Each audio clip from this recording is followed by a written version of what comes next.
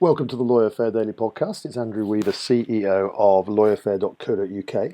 Now, today's guest is someone who believes in the value of social impact, so much so that when I was reviewing his website earlier, I noticed that he provides data about his own personal impact, journeys by public transport and proportion of local supply chain purchases, etc. So I have to say this, Adrian, who is about to join us, very much walks the walk. Welcome, Adrian Ashton. Thank you. Hello. How are you? Good, thank you. And thank you for picking up on that impact report that I do on myself. Yeah. It strikes me that over the years, probably about 15 years now, I've been supporting all different types of business, think about the impact they make environmentally, locally and such like. To that end, I've been involved in developing some of the national toolkits that exist for that. And about 11 years ago, it struck me that I wasn't doing it on myself, which seemed a bit hypocritical. So hence why it's there now. And to my knowledge, I'm still the only freelance consultant globally to do that. Well, I think it's brilliant. I tell you what I find, I'm a bit of a cynic with some of these kind of self-promotional things. And anybody who kind of says I'm transparent and I'm full of integrity generally isn't. If you look at some of the previous years of reports, and some of the numbers aren't that sexy in terms of, I'll always put it out there regardless of however it looks. I think it's excellent. It really is. And I'm glad to see some serious improvements in some of those, some of the data. Thank you. Adrian, that's excellent. But listen, just generally, Adrian, for those who are listening, Adrian provides advice and training in particular, and this is where we're going to be talking about today, within social enterprise, the social enterprise sector. He also, I notice, shares with me and much of the nation, I suspect, a passion for cake. Is that right? Yes, absolutely. One of my preferred models of offering support to groups is around cake mentoring. Cake mentoring. Well, yes. There are lots of. Well, we could have a whole podcast on cake. I'm going to actually start with one leading question then, which I haven't prepared for you, so this may catch you out slightly. Okay. How it goes. What is your favourite cake? My favourite cake.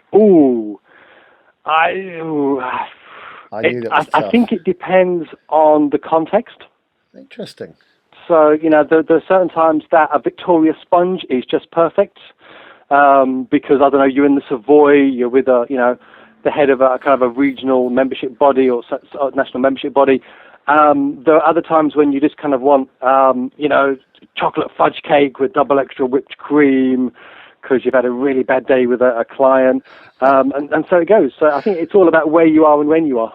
That is a brilliant answer. I have to say, I thought you'd stumble a little bit on that, but you've delivered brilliantly. And clearly, you've also managed to divert yourself away from naming one particular cake, for want of offending other potential contenders, I suspect. Absolutely, yeah. I like to think of myself as an equal opportunities cake eater, and to that end, on my LinkedIn profile, one of the skills that people can endorse me for is cake eating. I may well do that as we continue with our conversation, because you clearly are an expert in that field. So listen, let's move away from these sugary delights, Adrian. And the question that I'm going to put to you, which we briefly kind of fleshed out before this chat, was the issue of, can social enterprise ever supersede private enterprise as a primary engine for global growth? I know there's a hot debate going on about it, but give us a bit of your insight and views on that subject. Okay, sure. So, firstly, just briefly, just to help with nailing some kind of working definition to social enterprise, because depending who you speak with, there's people that understand it to mean different things. Some research that I did a few years ago with some clients, and actually looking through different research bodies, academic journals, national sector bodies, I won't bore you with all the stuff, but generally speaking, a social enterprise is identified through having three particular characteristics, which are embedded in its legal form, whichever that is. So it trades to create social good. That's number one. Number two is that there is a limit on how it uses its profits. So the majority of its profits, 51% or more, will always have to be reinvested into that purpose.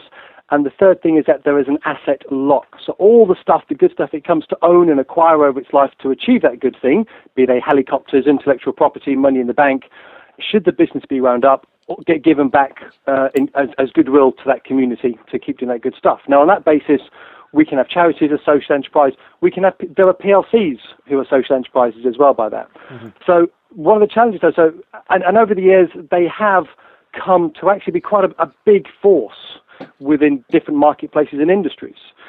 Now, historically, social enterprises have emerged in response to local needs, local issues, in local areas. So they've been very much a localized response to a local economic issue. And that's fine, that's brilliant, because it gets on, it fixes a local issue, be that access to food, be that access to employment, or something similar. But then it kind of plateaus and it stalls because as a business model, it's been created in a very specific set of circumstances, and it's hard to scale that when you've started off from the starting point of we're going to fix this local thing rather than we're going to change a whole industry and marketplace. So as a result, social enterprise can go a long way in inspiring, in challenging accepted norms about how business can be done at local levels. But again, the research shows, published research over the years shows that the vast majority of social enterprises struggle to scale, struggle to kind of hit that breakthrough level. But that's maybe where private business comes in, because we have global private businesses. We think about people like McDonald's, Coca-Cola, the Nestle Group, to an extent, the new Alphabet holding company over Google.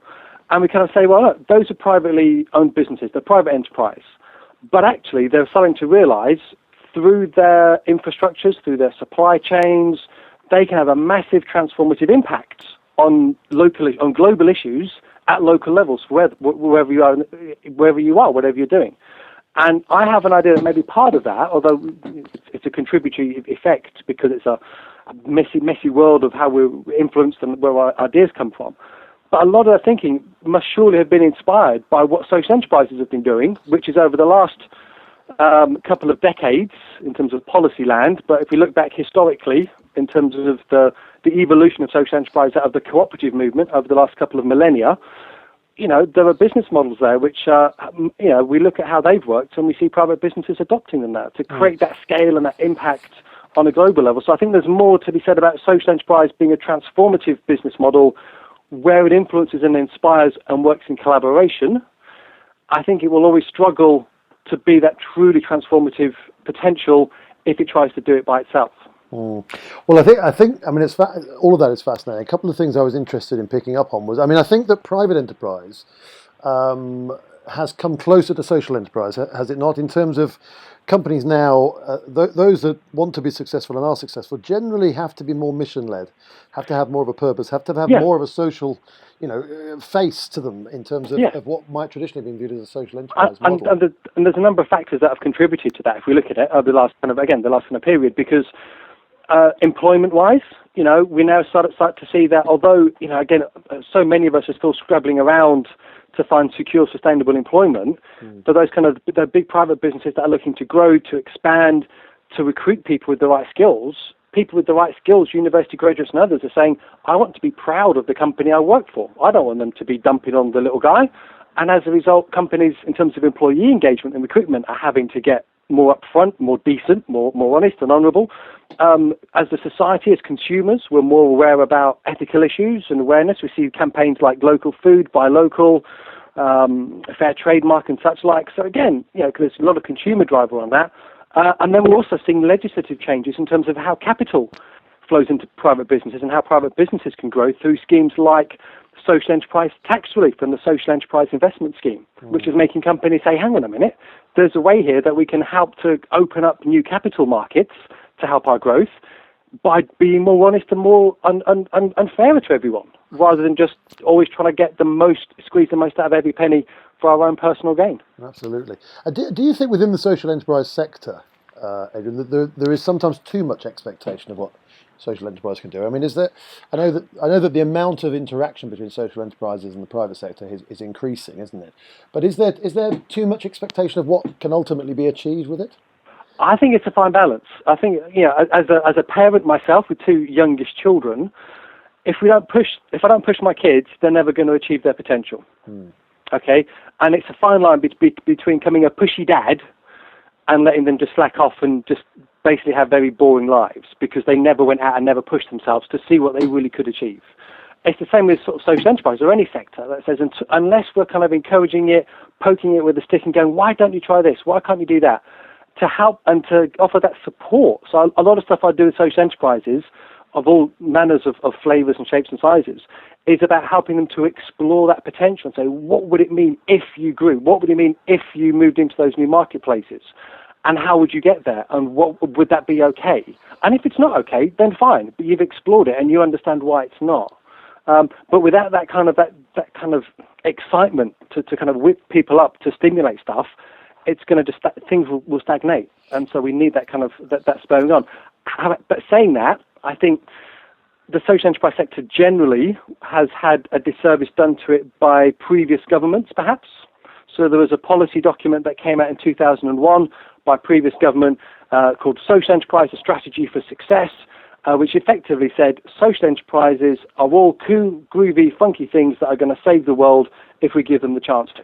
And nothing else matters. It's like, well, actually, we need a bit of a more nuanced approach here. It's good for some stuff, but not everything. And as a result, successive governments really whipped it up and kind of said, oh, social enterprises will be great. We need to do this, we need to do that. And it just hasn't happened. So as a result, there is that sense of, everyone now saying, well, hang on a minute. For decades, we've been hearing how social enterprises are going to save the world. And we now see private companies stepping up to the mark. So what's gone wrong? Have they failed? Did they miss the boat? I was like, no, is that getting that balance right between pushing people to achieve their potential and actually being realistic about it's not right for everyone at any given time. Yeah, I mean, I think is there also still an issue with perhaps the private sector being a bit sniffy about social enterprise sector? Or I always think not-for-profit is a real misnomer because it's not a not-for-profit organisation. They make profit. They just reinvest it and they have to use because it. Because if you describe yourself as any group I meet who says, oh yes, we're a not-for-profit, my first question is always, how do you sustain your losses then? Because if you're not for profit, you must be for loss. That's right. Okay? And that's a philanthropic model. That's a charity model. That's fine. Okay, be a charity. Be proud of that. Don't dress it up as something you're not to confuse the rest of us. And a part of that, though, in terms of social enterprise, is coming at the world to say we see a social problem that we have a business or an economic solution to. Private businesses coming to the world saying we see an opportunity to make some money. Now, there's overlap between the two, obviously, but those starting points are very different in terms of the motivations, the languages that are used, and so very often you need an interpreter between social enterprise and private business to help them realize we're both trying to do the same thing. Yeah. It's just that we're trying to get slightly different, we're trying to take out slightly different things at the end of it, and it's trying to work out how far we can trade off and how much I'm happy to trade off for you so you can trade off for me. Well, it's fascinating. Where do you see the big changes coming? Very briefly, Adrian, where do you see the big changes coming in social enterprise? What do you think will be the landscape for the next 5 or 10 years? I think it's probably going to be more an increased polarization. So something that I've been kind of keeping an eye on through various kind of research reports and mapping and studies and such like, is that social enterprises are starting to kind of diverge. So there's more and more out there, but proportionately speaking, they're getting smaller, while a few are kind of rising to the top, getting like the super social enterprises, which is a similar model for charities, which is most charities are very small, with a few that have risen to the top as the big super charities, which is the same for private business. 98 point something percent of all private businesses in the UK have no employees.